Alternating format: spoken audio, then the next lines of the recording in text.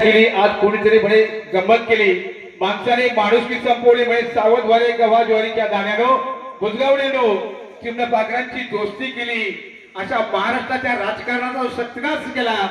या राजकारणात सत्यानाश धडा देण्यासाठी संगमेश्वर तालुक्याच्या धुरंधर एकविरा फाउंडेशन संस्थापक अध्यक्षा सन्माननीय डॉक्टर जयश्री थोरात यांना विनंती करतो की आपण आपले विचार व्यक्त करावे।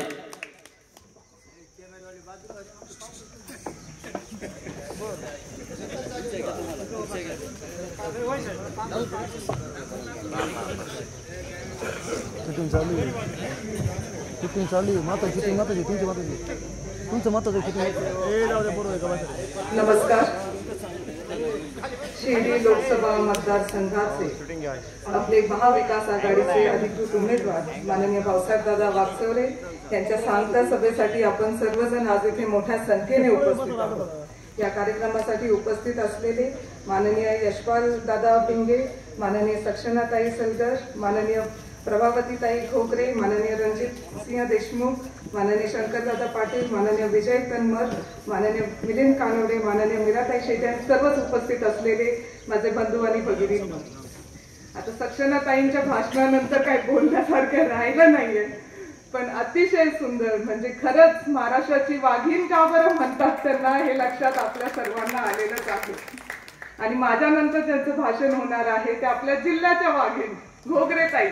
मला सांगा इथं बसलेले किती लोकांना घोगरेताईंचं भाषण ऐकायचंय? घोगरेताई म्हणाले ताई मी बोलणार आहे। म्हटलं ताई इथे आलेली पब्लिक जी आहे ना ती तुमचं भाषण सुद्धा ऐकायला आलेली आहे, मी सुद्धा तुमचं भाषण ऐकायला आलेली आहे। आतापर्यंत फक्त YouTube वरती बघितलं होतं, मला आता प्रत्यक्षात घोगरेताईंचं भाषण जे आहे ते ऐकायचं आहे आणि आपल्या सर्वांना ऐकायचं आहे। खरं तर आता 13 तारीख दूर नाही, परवाच आहे। 48 तासांपेक्षा कमी आपल्याकडे आहे, म्हणजे 24 तासच पकडा, 24 तास आपल्या हातामध्ये आहे आणि ये 24 घंटे जो है ना वो तुमसे कोई भी नहीं छीन सकता है असं काम आपल्या सर्वांना करून दाखवायचं आहे। प्रत्येक मतदारापर्यंत आपल्याला पोहोचायचं आहे, प्रत्येक महिलेपर्यंत पोहोचायचं आहे, प्रत्येक युवकापर्यंत आपल्याला पोहोचायचं, प्रत्येक युवतीपर्यंत आपल्याला पोहोचायचं आहे आणि सगळ्यांना सांगायचं आहे आपलं चिन्ह काय आहे, आपलं चिन्ह काय आहे, अजून एकदा आपलं चिन्ह काय आहे, नो कन्फ्युजन। सगळ्यांना सांगायचं आपलं महाविकास आघाडीचे उमेदवार जे आहेत भाऊसाहेब दादा वागचौरेंना आपल्याला निवडून द्यायचंच आहे आणि ही मशाल जी आहे ही महाराष्ट्राची मशाल जी आहे ती दिल्लीला पाठवायची आहे।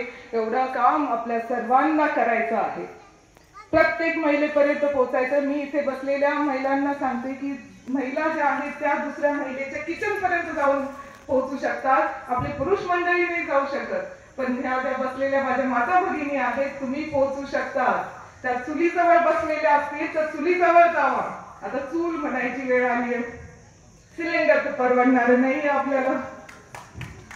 अरे तुम्ही देश पुढे घेऊन जायचं म्हणतात, तुम्ही देश को महान म्हणजे 3 नंबरची इकॉनॉमी बनवायचं ते म्हणतात की 3 नंबरला आम्ही आणणार जगामध्ये। अरे काय 3 नंबरला आणणार?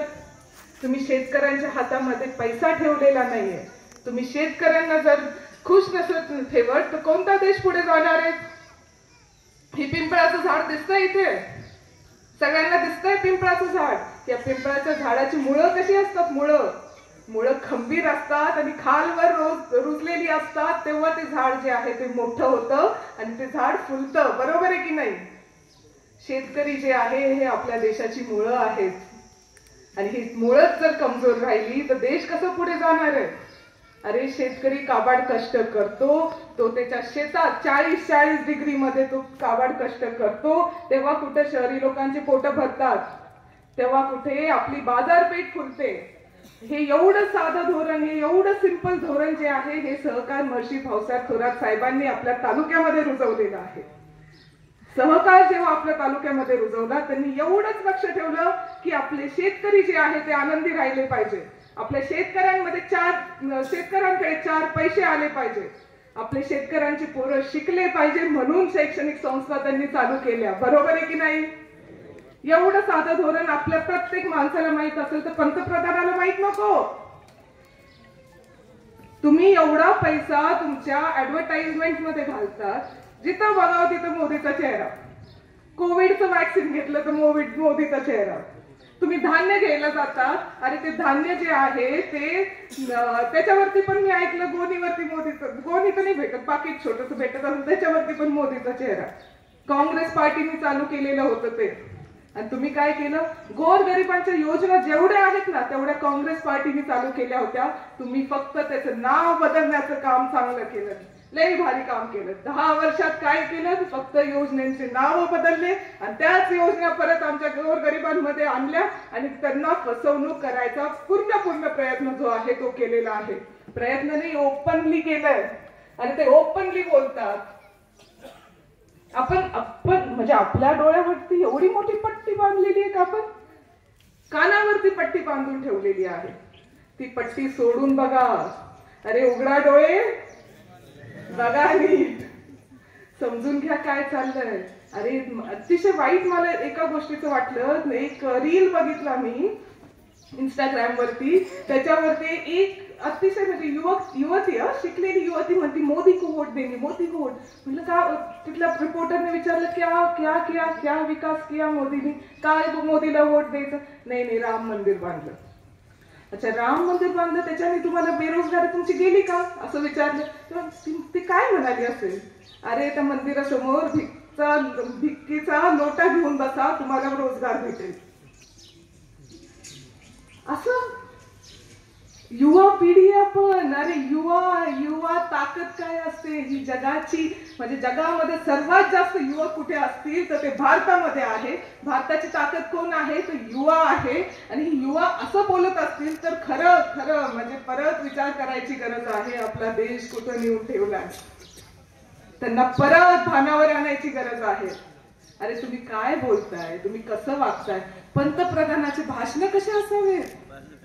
पंतप्रधानाचे भाषण असं असावे की मी 10 वर्षामध्ये काय केलं, मी 10 वर्षामध्ये शेतीला भाव दिला, मी 10 वर्षामध्ये महिलांना सन्मान दिला, महिलांच्या हातामध्ये 4 पैसे दिले, मी 10 वर्षामध्ये आमच्या युवकांना रोजगार दिला, मी 10 वर्षांमध्ये एवढ्या कंपनी भारतामध्ये आणल्या आहेत, आमच्या मुलांसाठी रोजगार त्यातनं भेटला. तसं तुम्ही केलं पाहिजे. तर तुम्ही काय बोलताय?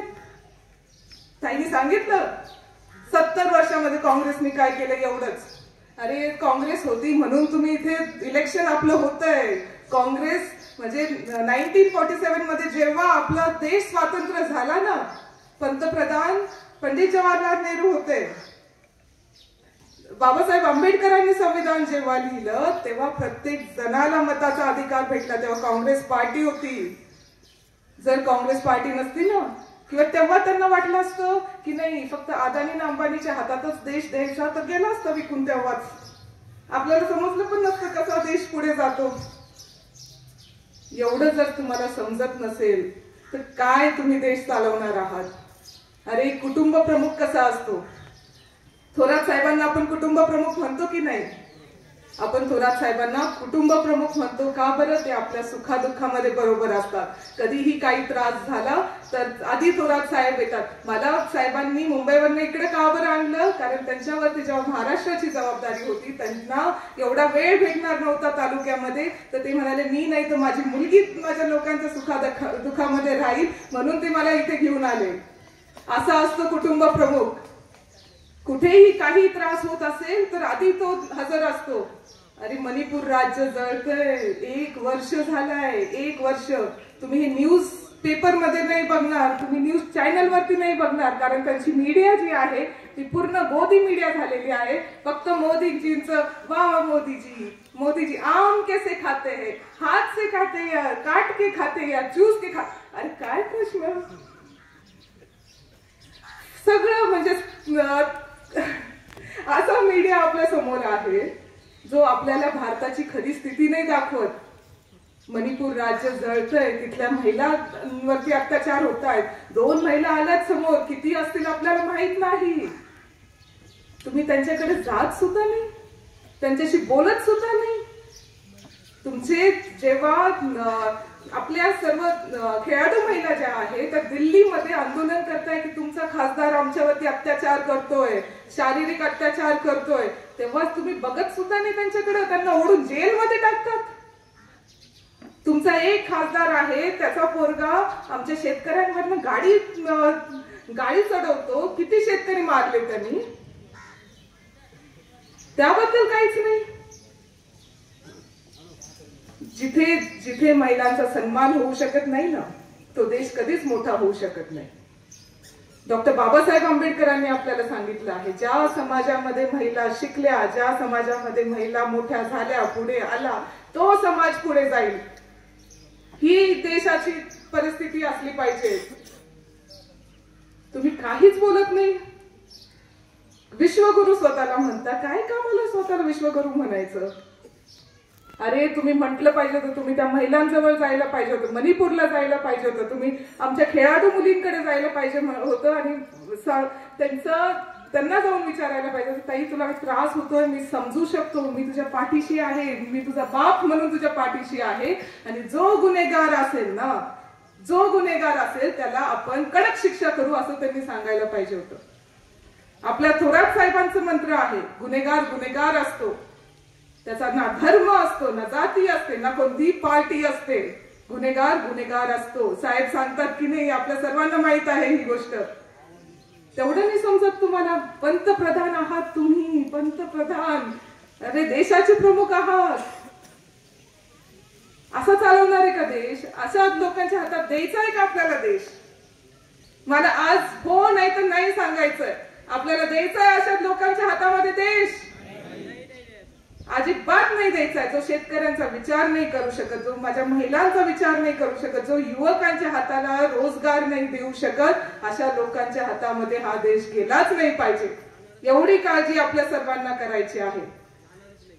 आणि एका खासदाराला एक रिपोर्टरने विचारलं की खासदार साहेब, पेट्रोलचे भाव एवढे झालेले आहेत, तुम्ही काय म्हणाल याच्यावरती? म्हणतात सायकल वापरा. अरे काय चाललंय? म्हणजे गॅसच्या जागी चूल वापरा, मोटरसायकलच्या जागी सायकल वापरा. देश पुढे घेऊन जाताय की 100 वर्ष मागे घेऊन जाताय, मला काही समजत नाहीये. आपल्या सर्वांना एकजूट व्हायला लागणार आहे. आता फक्त 24 तास राहिलेले आहे. आपल्याला सर्वांना भाऊसाहेब दादा वाकचौरे आणि त्यांचं मशाल चिन्ह जे आहे ते प्रत्येक घरामध्ये, प्रत्येक माणसापर्यंत, प्रत्येक मतदारापर्यंत घेऊन जायचं आहे. हा संगमनेर तालुका आहे आणि संगमनेर तालुक्याची काय ताकद आहे ना, हे दक्षिणेत विचारा. अरे तिथली तर झाली तुतारी वाजलेली आहे, तिथला टांगा झालाय पलटी. इथं फक्त आपल्याला मशाल हातात घेऊन जायचं आहे आणि आपल्याला भाऊसाहेब दादा वाकचौरेंना दिल्लीमध्ये पोहोचवायचं आहे. मी भाऊसाहेब दादांकडनं कबुली घेतलेली आहे की दादा, मी एवढं तुमच्यासाठी जर प्रचार करतेय ना, एवढं पळपळ करते ना, तर तुम्हाला आमच्या संगमनेर तालुक्यासाठी निधी जो आहे तो द्यावाच लागणार आहे. आणि मला माहितीये, मी मागू नाही तर नाही मागू, भाऊसाहेब दादा ते नक्की देणार आहेत. आणि ते आपल्या सर्वांना, म्हणजे थोरात साहेब आपल्या हक्काचे आहेतच, थोरात साहेब आपले आहेतच, खासदार पण आपल्या हक्काचा झाला तर डबल बोनस भेटेल की नाही आपल्याला? हे आताचे खासदार 10 वर्षांमध्ये दिसले का कोणाला? अरे त्यांचं नाव पाठ करावं लागलं तेव्हा लक्षात राहायला लागलं, नाही तर ते नाव सुद्धा माहित नव्हतं, कोणीच नाही बघितलेलं. पण निळवंडे धरण आम्ही बनवलं म्हणतात. निळवंडे धरण आम्ही, अरे निळवंडे धरण कुणी बनवलं? इथलं बच्चाला विचारा कुणी बनवलं. थोरात साहेबांनी बनवलं ते सांगतील. थोरात साहेबांचे कष्ट आहे त्याच्या मागे. आधी पुनर्वसन मग धरण, हा जो मंत्र त्यांनी दिला होता तेव्हा आपल्या लोकांची जमिनी धरणाखाली नाही गेल्या. ज्या गेल्या होत्या त्यांना साहेबांनी स्वतःची 5 एकरची जमीन दिली आहे, आपल्या शेजारीच दिलेली आहे, आपल्या सर्वांना माहित आहे. असे आपले साहेब आहेत. आपण सर्वांनी लक्षात घ्या की आपल्याला 13 तारखेला मतदान करायचं आहे आणि साहेबांची मान उंच करायची आहे. साहेबांची मान उंच झाली तर आपली कॉलर टाईट होईल की नाही? मग एवढंच तुम्हाला सर्वांना मला आव्हान करायचं आहे. जरा थोडी ऊर्जा दाखवा बरं, जरा सरळ बसा बरं. Very good. आता 13 तारखेला असंच जोमाने काम करायचं आहे आणि आपल्याला जास्तीत जास्त मतदान घडवून आणायचं आहे. तुमच्या सर्वांना आमदार बाळासाहेब थोरात साहेबांकडनं मी खूप साऱ्या शुभेच्छा देते आणि थांबते. धन्यवाद.